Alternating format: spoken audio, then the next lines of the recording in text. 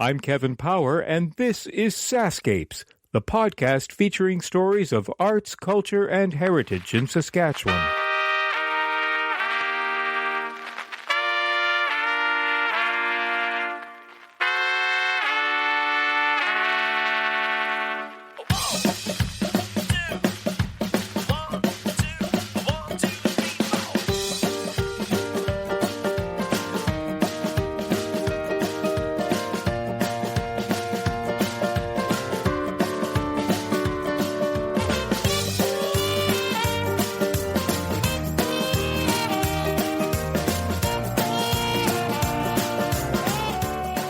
This episode of SaskScapes is sponsored by the Saskatchewan German Council. The Saskatchewan German Council is a provincial nonprofit umbrella organization to nearly 40 member groups, representing all people of German-speaking backgrounds.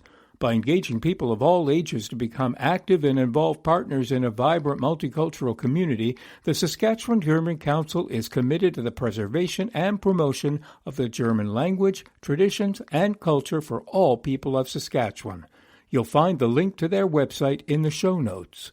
This is the 7th in a series of special SaskScapes podcast presents entitled German Culture Alive, all sponsored by the Saskatchewan German Council. You can hear the others in this series by listening to them on your favorite podcasting app or streaming on the SaskScapes website. Okay. Let's say you find yourself on a European vacation and you happen to be in Munich, Germany. Well, if you're strolling the central city streets and happen upon Marienplatz Square, don't be surprised if you encounter onlookers, their chins aimed skyward as they gaze at and listen to Munich's Rathauser Glockenspiel, as its bells ring out, playing pleasant tunes a few times a day. And there are other European destinations that can brag about these iconic landmarks, which date back to the 18th century, cities like Dresden, Germany, or Salzburg, Austria.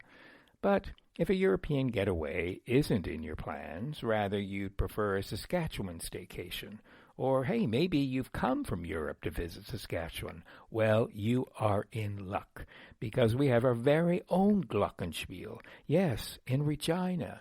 The 30-foot-high, 23-bell Glockenspiel was added to Victoria Park in downtown Regina in 1985, celebrating Regina's heritage.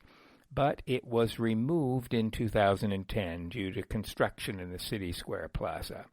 But thanks to the tireless effort and passions of Regina's citizens, members of the German community, city councilors, and the city of Regina itself, the Glockenspiel was refurbished, updated with the latest technology, and it now stands proudly in the center of downtown core, where you too can stroll by, aim your chin skyward, and listen to the melodious bells of the Regina Glockenspiel. I'm joined by Alvin Knoll, who's a member of Saskatchewan's German community, including the Regina German Club, as he shares with me the history of Regina's Glockenspiel. Look, I'm so thrilled to finally be featuring the Glockenspiel in the SaskScapes series.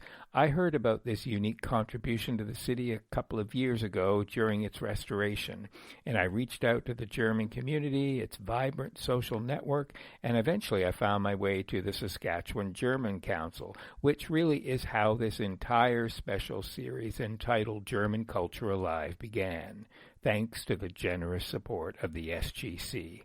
This is the story of the Regina Glockenspiel.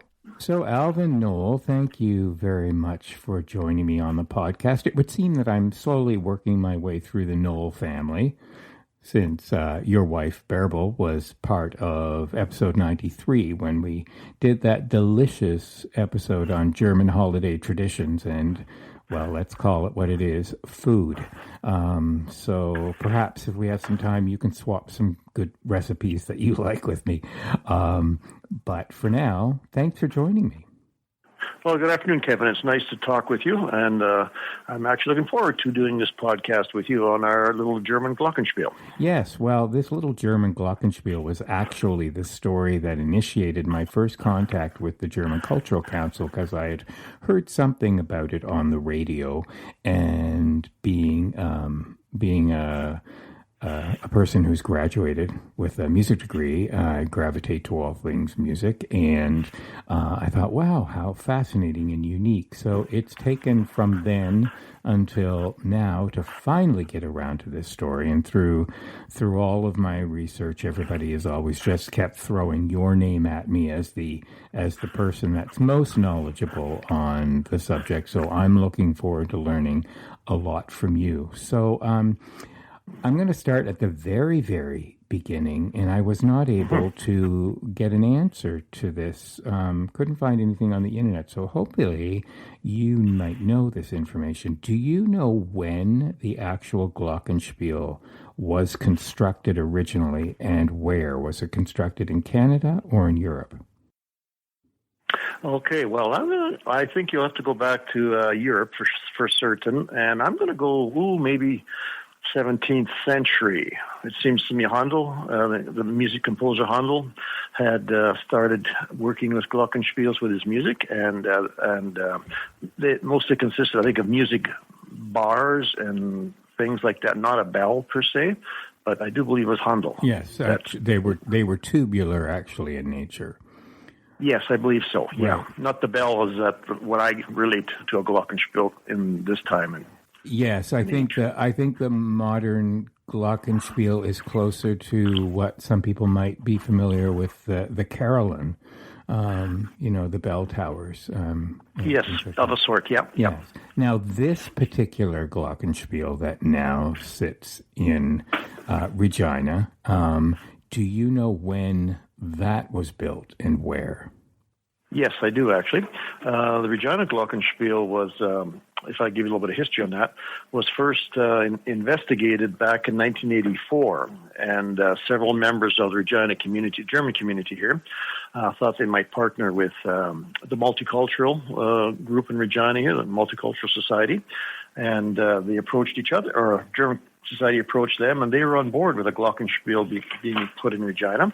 And actually, the actual paperwork started, I believe, in 1984. It was a firm in Germany about cost and availability and that sort of thing. Right. So it was actually part of this contract with the firm in Germany was to build it from scratch, or did it already exist? No, this would have been to construct, and I'm not sure if the design came from Germany, but I imagine it would have.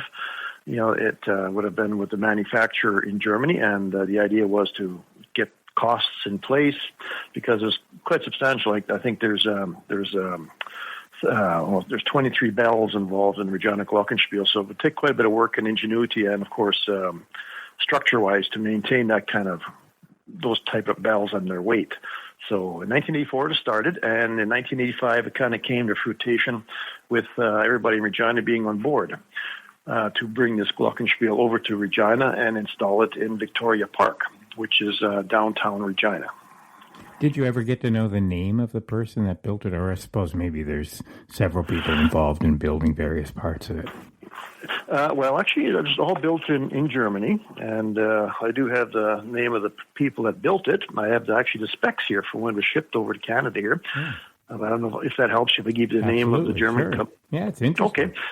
Okay. It was done by Mr. Ed Korfhager and Son. Okay, and that was in the town of Osnabrück, and that's where it came from, basically. Right. Well, I can even give you the value of it at that time. Oh, yes. What was the value at that time? Okay, well, it would have all been in Deutschmarks, which is a German mark, and German mark was 62,137 Deutschmarks, and that worked out to about $41,700 in Canadian funds. So it was actually kind of appealing that way, in the fact that it was cheaper. The Canadian dollar was a higher value than the Deutschmark. Right. So that made it attractive. So once that contract was agreed upon and it was constructed, how does one send a Glockenspiel to Canada? Well, actually, I have looked at some of the bills, and I believe it was air freighted. Right. It was air freighted over to Canada. I think to the coast, and I think from the coast of Halifax, I think it was shipped by train then. And so the Regina Multicultural Council would have been the first organization to actually receive the instrument? Well, it actually came to the German club. We have a Regina Leader Post picture of our guys actually unpacking the bells, I should say, and it's quite a nice picture of them. Then that was back in 1985, December 1985. A nice big cover spread of them in the bells. And the bells, as I may mention, they weighed anywhere from, if I remember correctly, 24 pounds to 117 pounds. So they're quite different sizes and quite heavy, actually. I've seen some Glockenspiels. I mean, these are ones probably seen in Europe and Germany that have little figurines that go around and things like that. That's correct. That's correct. They're different sizes, different scenes. I've been to several throughout Germany now, and of course the biggest and famous is in the Rathaus, the city hall in Munich. Right. And that's, I think, a 3-story tall one, if I remember correctly. And the figurines do come out and go around, and I think it's like a 20 or 25-minute show, actually. They're quite extensive. Does the Regina Glockenspiel have figurines?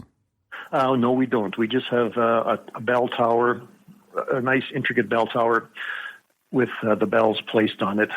And nothing is moving except the actual hammers on the bells when they chime. So I know that you are on the board of the Regina German Club now, but were you involved with the club in 1985?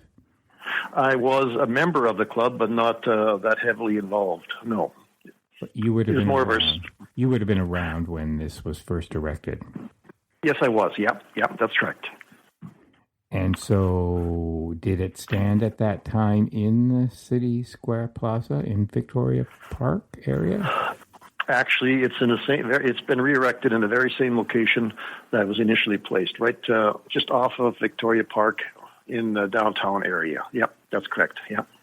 There was a little bit of controversy when the tower had to be taken down because they were doing some work in the area and the tower had to be removed. Is that right?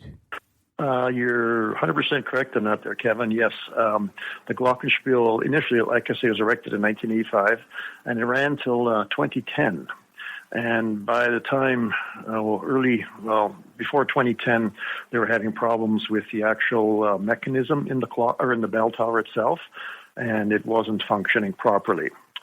So a combination of the Glockenspiel not working properly, or at all, I think it had ceased operating at that point in 2010, and the fact that they were revitalizing the area adjacent to Victoria Park in downtown Regina.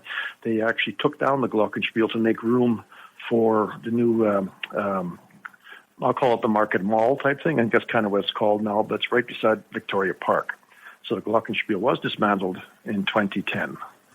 And it was put into, and I'll use air quotes, storage, which I gather meant that it was exposed to elements during that time? Again, you're correct on that, yes. What actually happened was when it was dismantled, it was taken away, and there was a very beautiful granite base, pedestal base, and that was all taken away as well, dismantled. So basically there was nothing left on site of the Glockenspiel. And the city of Regina did the dismantling, and we were quite lucky and fortunate, actually, that when they dismantled it, they took all the bells and wrapped them in wax paper and stored them inside one of the storage buildings in the city of Regina here. So they did a very nice job on storing the bells. The tower, however, they just took and they placed it inside one of their outside storage compounds. So actually it was laying in the, it was an outdoor structure anyway, so I mean the elements didn't harm the tower per se. So basically it was just laying in storage outside, so that probably wasn't a big deal really, but we were concerned until we had found it. Now, you must have known that this was going to be put in storage. Was there any conversation around that time with either the German Club or in combination with the Multicultural Society to say, hey, let's figure out if there's a way we can erect this somewhere indoors rather than it going into city storage?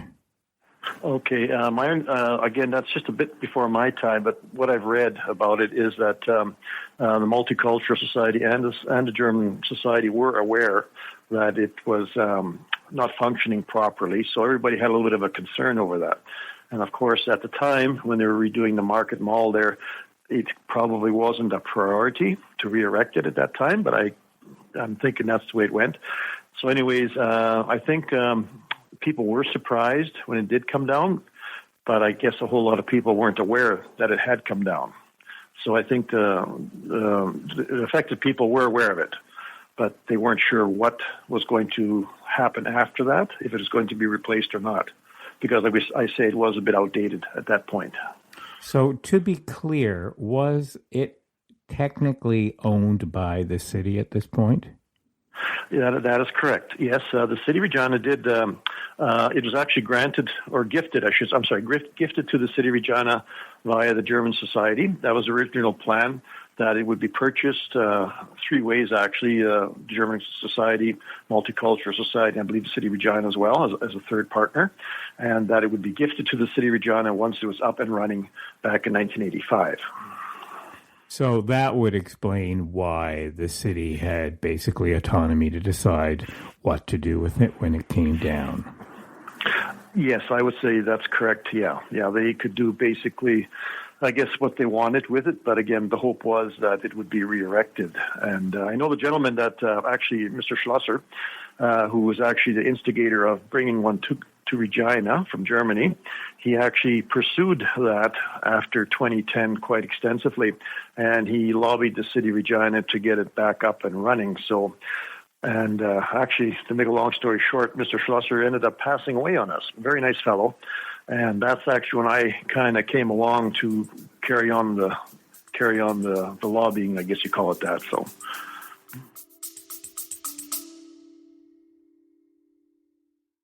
Hey, it's Kevin. I hope you're enjoying the episode so far. Just a quick reminder that the SaskScapes podcast is available for free on your favorite podcast app, or you can stream it from your browser. Check out the show notes for the link. On the SaskScapes homepage, you'll notice something new under the logo called SaskScapes Plus. You can't miss it. There's a big button saying support with a heart icon next to it. I'd love it if you could click on that button and help keep this podcast series going. When SaskScapes launched in May 2014, it was the first podcast in the province celebrating arts, culture, and heritage. In fact, you'd have been pretty hard-pressed to find any Saskatchewan podcasts. So I'd like to think that we paved the way. It's been because of your support that this podcast is now in its 9th year. Okay, that's it. Enjoy the rest of the episode. Yeah, and the lobbying was not without its frustrations from various blogs that I've read. That's true, too. I should mention, though, first off here, that we have a very high German population here in the city of Regina. I had gone back and done some research prior to doing the lobbying, and I'm just going to, if I may give you a number or two here, a figure. Sure. Okay, the city of Regina, according to the 2006 census, showed the top nationalities in Regina, ethnic groups, and number one ethnic group was British at 86,000 people, and then the next was German at 60,000, and the third group was Canadian at 46,000, and then the fourth group was Irish at 30,000. So quite a large German community down here in Regina, and of course there's a lot of voicing being done when we found out that it hadn't been re-erected yet. We got quite a bit of the public on our side on that, and so lobbying was a little bit easier maybe when you have a fairly large power of numbers. Exactly. Yes. Yeah. But I get the feeling that from some of the reading that I've been done that there were some people that just didn't actually think this was ever going to get out of storage, and that it just simply was so low in the priority list that we'd be lucky if we saw it see the light of day. That's true again, yes. Of course, initially, the majority of people did not know where it was even, and then we had some really good, I'll call them sleuths. They actually found out where the tower was, and then we located that, and then, of course, we asked where the bells were, and I was one of the guys to get to go see the bells when they first unwrapped them, and they'd been wrapped up for, since 2010 till, I'm going to say, 2019, I guess, something like that. So about, say, 8 or 9 years they'd been wrapped up in their paper, and like they were in very good shape. So once we located the unit, the tower, and then we started again, we were still lobbying the city of Regina at that point, but we just went a little bit more hardcore at it type thing. We said, well, we know where it is now. Now we'd like to get it put back in place. And, of course, Market Square, the Victoria Park area, was all completed at this point, so there's no more construction going on. So it was just a matter of saying, well, let's get her back up and running.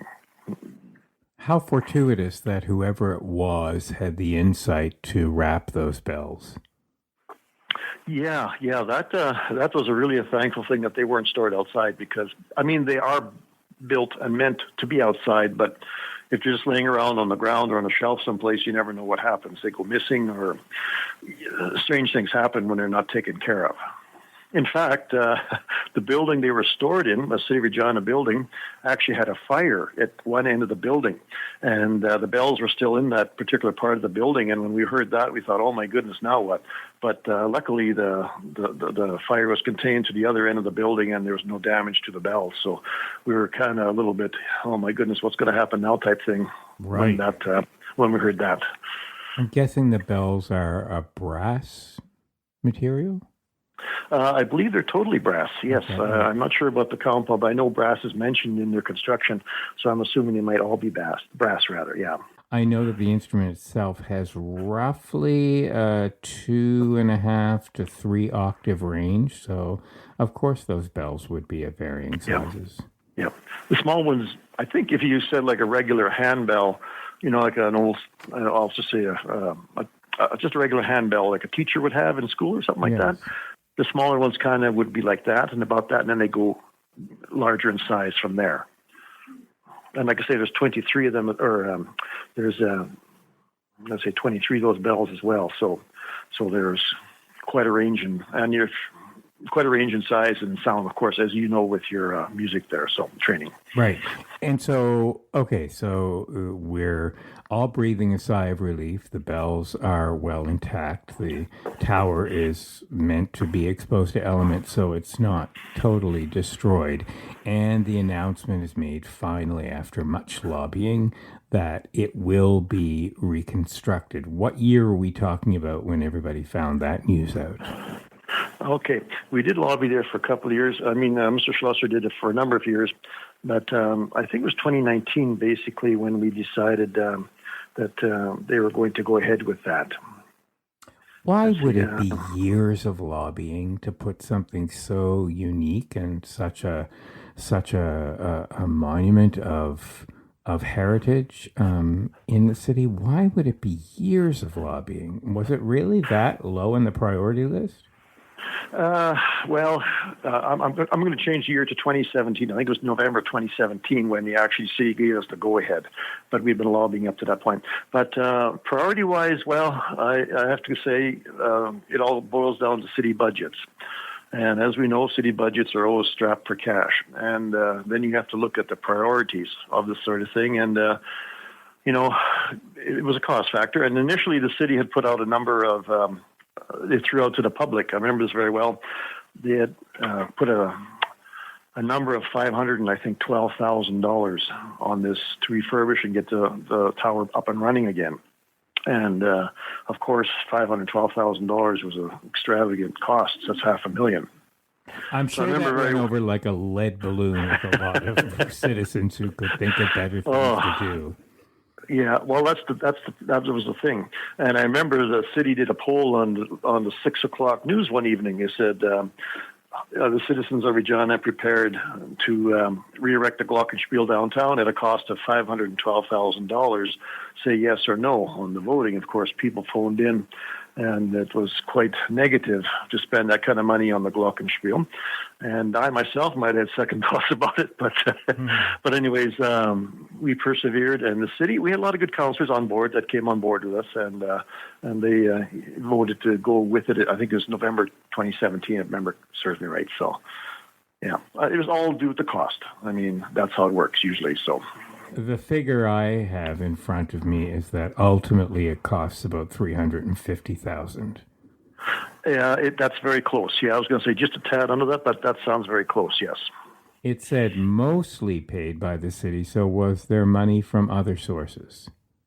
No, I know our group did not contribute, and the fact that the city now owned it, and that was, I guess, part and parcel of the donation, I guess. But no, I think the city of Regina basically took it out of their one of their funds that they have always set aside.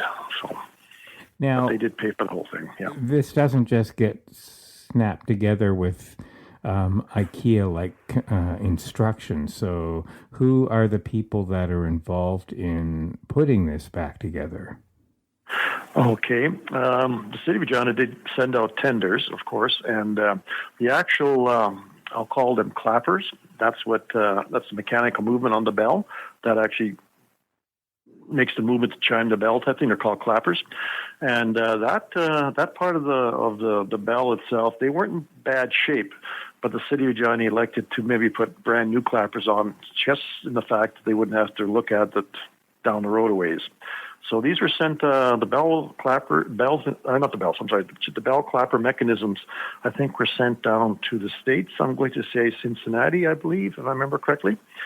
And that was probably the most difficult part. Was we had to pay U.S. dollars to get that sort of thing done. But they came back totally refurbished and, well, brand new condition, so to speak. And then, of course, the electronics was the next big thing, and that would have cost us quite a bit of money as well.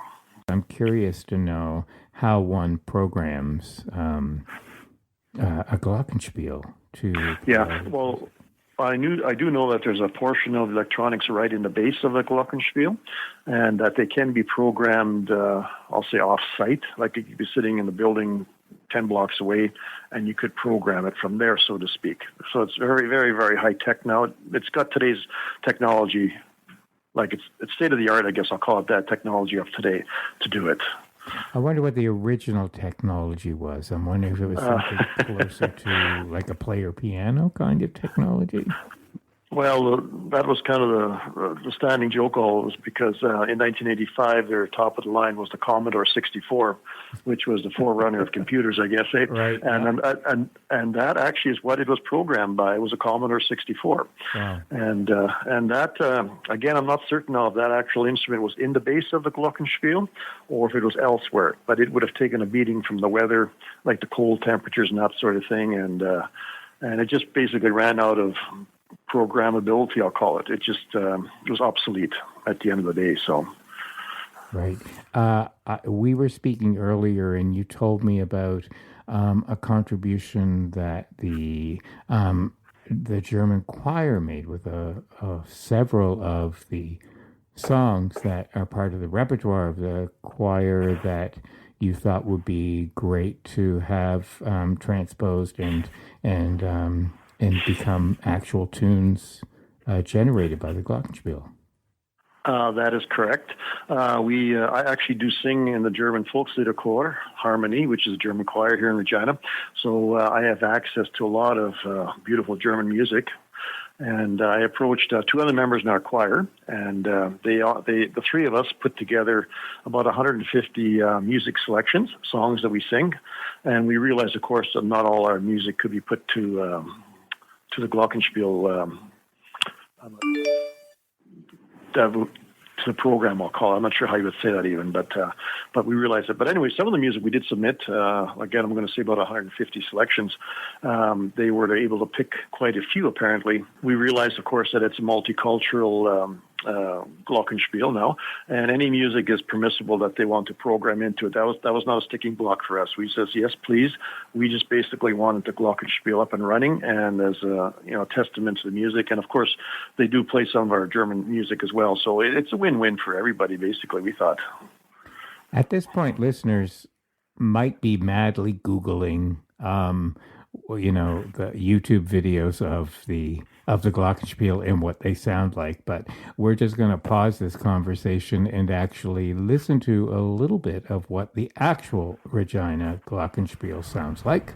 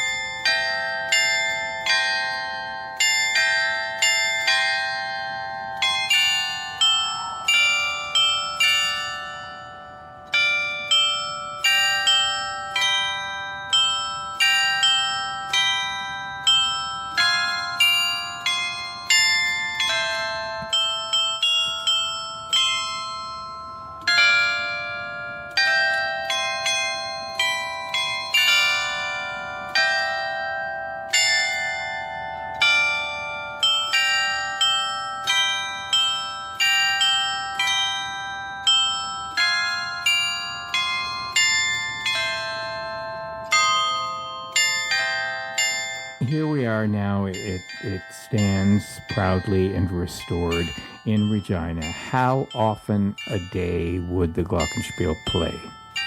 Okay, that's a good question.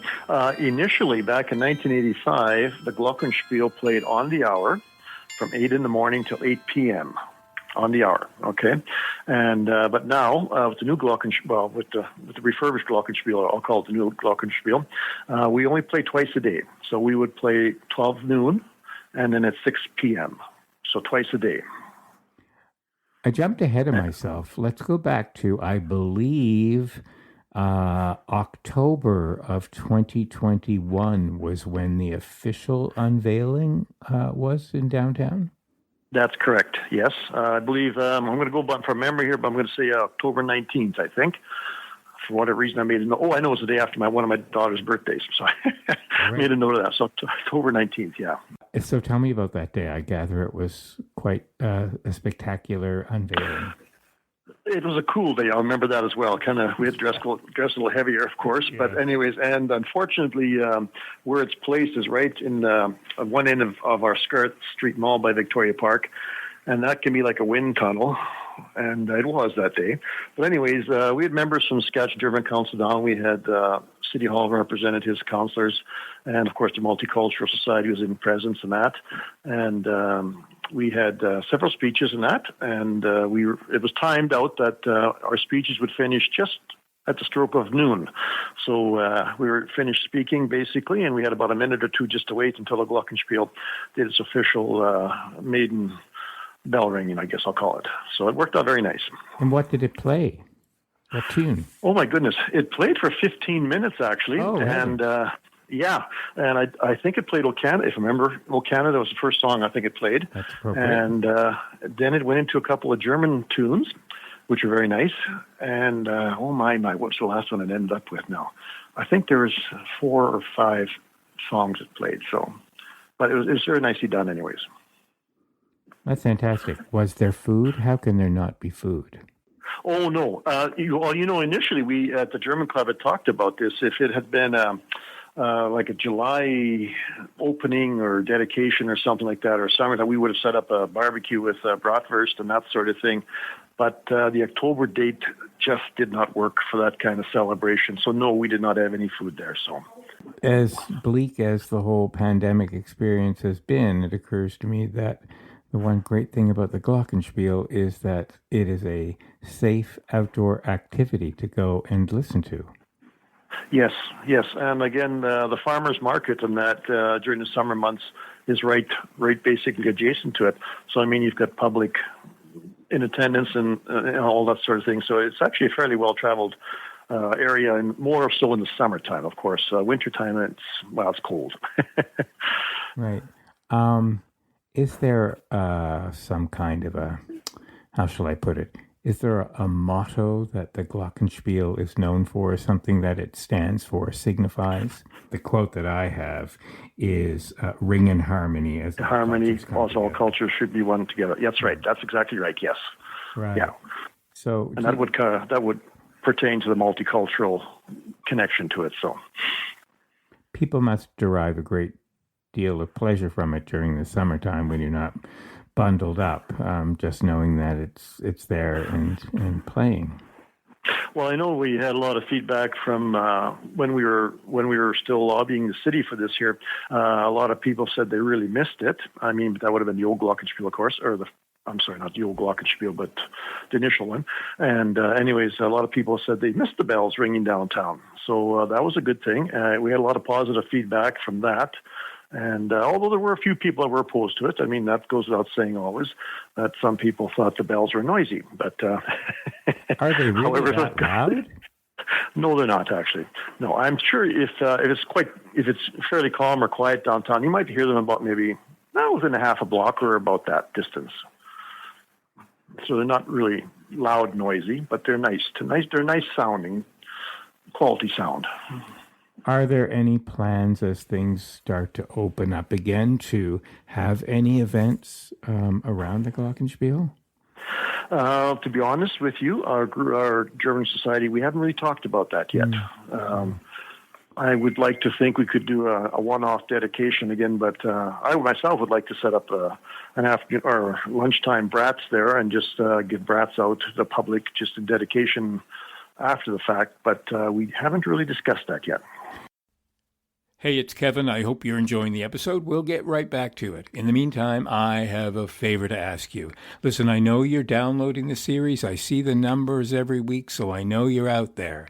But there's another way you can help let me know you're out there, and that is by leaving a review and star rating in the podcasting app that you use to download the series.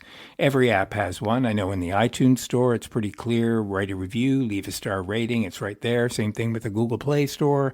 So it's pretty clear. But listen, here's why I ask this of you. Not only does it help boost the series in the rankings of the big world of podcasting out there, but also it lets more people know about the podcast. And the more people know about it, the more people download it. And the more people download it, the more people hear about Saskatchewan, our people, our history, our culture, our stories, and after all, isn't that what the series is all about? Yes, it is. So head on over to your podcasting app, find the review section, and let me know how you feel about the series. Go ahead, be honest, tell me what you like, tell me what you'd like to see changed. I'm open to any suggestions, but really it will help a lot. All right, that's the end of my commercial. Now let's get back to the episode. Tell me about your visit to Germany in which you toured several Glockenspiels. Okay, well, of course, the main one, I think I'm going to go back to, it was 1995, and in 2012 I was in Munich, and we took in the Rathaus, the city hall there, and of course that's quite phenomenal to look at and watch. I mean, people line up in the whole marketplace there, Marienplatz, just to see this, and it's well done. It's very nice. And in 2018, we were back in Germany again, and we did take in one in Saxony, the state of Saxony, and the name of the town escapes me now. But it was in a mining town where the mines were 3,000 years old, and this particular Glockenspiel was also set, I think, in the town hall, and the city hall, whichever, and it also had miners coming out and rotating around the top. And that was about a 15-minute display as well, all to music, of course. And it's quite interesting to see that.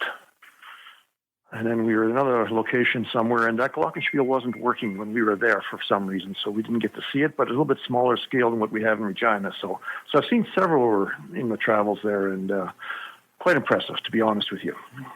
What was the impetus to going to Germany for you? Was it specifically to see as many as you could, or was there another reason? Our visit to Germany, well, we have family in Germany, and we were actually touring around in 2012, and 2018 was our last ventures. We just took a month off, and my wife and I, Bearable, we did all the back roads and side roads of Germany in the southern part, and then into the Mosel Valley there. Was another part of the tour. We just rented a vehicle and away we went. So that was all part of it. And we were quite fortunate to do the towns, walking through all the Altstadt, as they say, the old part of Germany, the old part of the towns. And that's where you find these things. So sometimes I'm not looking for them. We did find them. So it's kind of interesting. Well, since we're talking about family, let's talk a little bit about yours. I'm guessing you were born in Saskatchewan. That's correct. Yes, I'm second generation Canadian, yes. Second generation. So it would have been your great-grandparents who... My grandfather, actually. Your grandfather, right, who came over from Germany. From which part are your family mostly? Actually, not from Germany. We were Germans that had relocated to Russia. Aha. We've done several stories on that, so I'm quite familiar with that. Okay, story. Okay. Right. So our family actually was based in Russia for, I think, 3 generations or 100 years, 1807 to 1907. So, but they were all, well, if you're familiar with that history, then it was all German-speaking colonies or villages type things. So our German heritage was kept up. And in 1905 or 1907, we came to Canada. My grandfather came to Canada and settled just east of Regina here in a small German area, and we just carried on with our German traditions from them. So it's always been. And prior to leaving Germany, 1807, our family would have come out of the Rhineland-Pfalz, which is just north of the French border now, but would have been Alsace-Lorraine in those days, German territory. So, we're from that, just adjacent to the Rhine, maybe 15 minutes from the Rhine River west.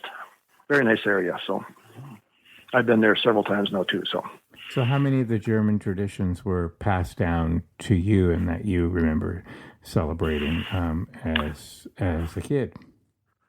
Okay, well, of course, Christmas and Easter, those are always the two biggest ones for my line, for us anyways. And of course, the food. And I must confess that when we were in Russia, that we did adopted the odd Russian dish, which is okay too. We brought that along with us as well. So, Christmas and Easter probably would be the highlights for me for the seasonal things. And would you have spoken any German growing up? Oh yes. We were all fluent in German. My grandparents made sure of that, and then of course my parents instilled into us German. So we spoke all German at home, and then the older kids in the family spoke more than the younger ones, because the younger ones don't speak as much as we do. Also, my younger brothers don't, because at that time radio and TV was kind of coming on mainstream, and when everything's English, of course, it's hard to have to change your way of thinking to another language. Right. It's work. Your relatives that are still in Germany would be related to you how? Okay, they would be, oh my goodness, I'm not sure how many generations apart now, but I'll just put it this way. One of the brothers stayed in the village in Germany, and the other brother went to Russia. So it's quite interesting. I did make contact with the Knoll family in Germany back in 2012, and the family in Germany was totally oblivious to a bunch of us living here in Canada. They had no idea we existed. So it was very interesting to make that connection. When you were visiting your relatives, did you tell them about the Glockenspiel project that you had been involved in Regina? Actually, I didn't have to, because they do follow Regina. Now that they know we're here, they actually follow the Regina news quite in depth. Actually, they're always commenting on the weather, and sometimes not in a good way. But anyways, so they're quite aware of it. Yes, I think it's a feather in anybody's cap, and a collective feather in the caps of the German Cultural Club to be so active in the community, but also to keep something so unique and so much a part of your heritage alive in the city. And then, of course, it does take time. I mean, I think I presented before City Council at least 3 times, and I had to make good presentations there and bring up a lot of facts and that, and then, of course, one of my presentations was that this could be the second city in Canada to have a Glockenspiel. Like Kitchener, Ontario has the other one, and that's a little bit more elaborate than ours. It's got moving parts, figurines, I should say. And in those kind of presentation, I said, well, Regina could be on the map again here if we get this thing up and running. So that kind of was a strong point that it was favored by some city councillors too, that this is a positive thing. And of course, Kitchener in Ontario has a huge German population. In fact, I think the first and last time I had Wiener Schnitzel was actually in a restaurant in Kitchener. Oh, there you go. See, there you go. Well, that's pretty great to know that you're one of 2 cities that have something so unique. Mm-hmm. Well, we thought so, and I mean, I have to go back to Mr. Schlosser there back in 1984 for actually getting this thing rolling. I mean, it was his foresight to bring this to Regina, and of course, we're totally very happy with it. Was he involved in the formation of the German club, or who was?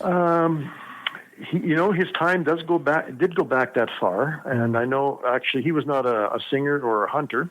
His calling was the carnival, and if you know, in Germany, in Cologne, Germany, they have the carnival, right? And that was Mr. Schlosser's calling. He was in the carnival group. I'm in the choir group, and then we have other people in the hunters group and that sort of thing. So his calling was, I guess, to do with music like that as well. So yeah. So does one have to be a hunter to get into the German club? We have opened the doors now. At one time, it was a strictly closed club. Not to about 10 years ago, we were strictly closed, only German members only. But since then, we have opened the doors, and it's now anybody that wishes to be a member can become a member of our club. It's been a challenging 2 years, more than 2 years now, of this ongoing pandemic. Are you gearing up and talking about actually having some in-person events once again? Yes, we are actually. Well, we've been open all throughout COVID with takeout food only. Right. So we have nobody coming in but strictly takeout. And actually, we just had a board meeting here a couple weeks ago, and we are planning to go ahead with our Sparkle Fest, which is an April-May sparkle, which is asparagus. Yeah, the word escaped me for a second. Asparagus, and that's a very big thing in Germany. So we do the celebration here, and that'll be in mid-April. And this coming March 23rd, which is a Wednesday, we're going to have a Mahlzeit, which is where we're going to open our doors for the first time for an open hall supper. I saw that, and I saw that it was a supper, and then I had to Google some of the food served. So okay, there you go. Absolutely yummy. It's a good meal. I enjoy it. Anyways, so that's part of it. And then after that, we have Zona Vende, which is kind of like first day of spring celebration. And that would be on June 21st, I think, 22nd in there somewhere, however the bookings, summer solstice, however the time goes with that sort of thing. But so there's a couple things get on the board right now that I'm aware of. So, right. So yeah, we want to kind of get back to a normal again. I bet. Yeah. So does the world. What's the choir got in store? Well, actually, we're also thinking on the 22nd of March just to get everybody back out again and see where we're at with how everybody feels about coming out to a group session and then rehearsing and learning to sing again, because we always have a spring concert, the first Sunday of May. So it was tradition with us, spring concert, and then a Christmas concert first Sunday in December. However, our spring concert I don't expect will be taking place this year because we haven't been practicing. Right. But we'll be doing something. That's exciting. I'm sure everybody's thrilled to get back. Yeah. 2 years has been a long time to be shut down, basically. So we're looking forward to it. Yeah, very much so. Well, Alvin, thanks so much for providing some of the history of this unique contribution to the city and such a landmark of multiculturalism in the city and in the province. I think that's fantastic. Well, thank you, Kevin. I just hope that you can come down sometime and listen to it. In person, I mean. Yes, of course. I would have liked to have actually been doing this, but as I sit here looking at the wind howling and the trees going sideways and seeing that it's minus 20-something with a wind chill, and the roads are treacherous, and it's March. Right. That's not conducive. I would rather go down when I can sit outside and listen to it play for a long time. But I definitely will. And I'm kind of oh well, actually no, I will take that back, because I've worked at the Globe in Regina, of course, and I would have passed it, but actually I wouldn't have, because it would have been in storage at that time. Okay, yeah. Yeah, it's just the end of the block. The Globe is there, and it's just south from there at the end of the block, and it's right there. So it's very easy to find. So that's great. I expect an influx of visitors now that this podcast is being unleashed.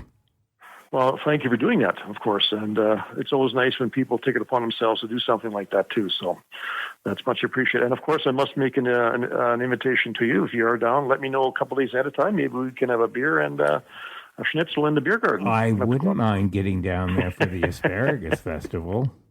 There's that too, yes, yeah. That's I didn't realize that Saskatchewan had something celebrating the asparagus.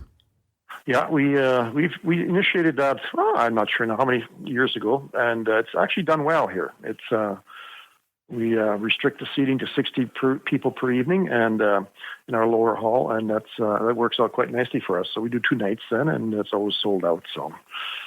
Why do I have a feeling that you do more than just steam the asparagus? Well, I'm involved a little bit, my wife and I, so at the club, yes. I'm thinking a battered asparagus. Something's got to be fried in it. That's my maybe not. Well, that would be lovely to get down there for that. I would really enjoy that, and great. Yes, and it would be lovely to start meeting some of the guests that I've had that have only existed on the other end of the phone for me up until now. Mm-hmm. There you go. You could meet Bearville as well at the same time. Absolutely, and then maybe I'll have to figure out a way. Well, I mean, who am I kidding? I'm not a big winter person at the best of times, but I just fell in love with hearing all the German traditions around Christmas time, and it sounds like such fun. But that's a long way off. I'm not going to wish my summer away yet. Yes, please don't. Right. Well, thank you, Alvin. I appreciate your contribution to the podcast. Well, thank you, Kevin. And you have a standing invitation here, so just keep that in mind. I will take you up on it, I promise. Okay. Thank you very much, then. Hey, thanks for listening. Music for SaskScapes is provided by Saskatchewan-born singer-songwriter Jeffrey Straker. SaskScapes can be downloaded from iTunes, Google Play, the SaskScapes app for Android devices, and all of the other major podcasting apps. Stop by and say hi to us on Facebook or follow us on Twitter @SaskScapes. So tell me, what fuels the culture in your community? Who has a story that must be heard? Consider bringing SaskScapes to your part of the province. Email us at saskapes@gmail.com or find us on Facebook. Please share your thoughts on this episode or any of the episodes by writing a review in the iTunes Store or Google Play. Your star ratings help our audience grow. Remember, our stories are our legacy. Now, somewhere around the world for years to come, stories like those found in SaskScapes are being heard. Think about it. We're creating an oral archive so that who we are in this province is never forgotten. I'm Kevin Power. Join me again next time.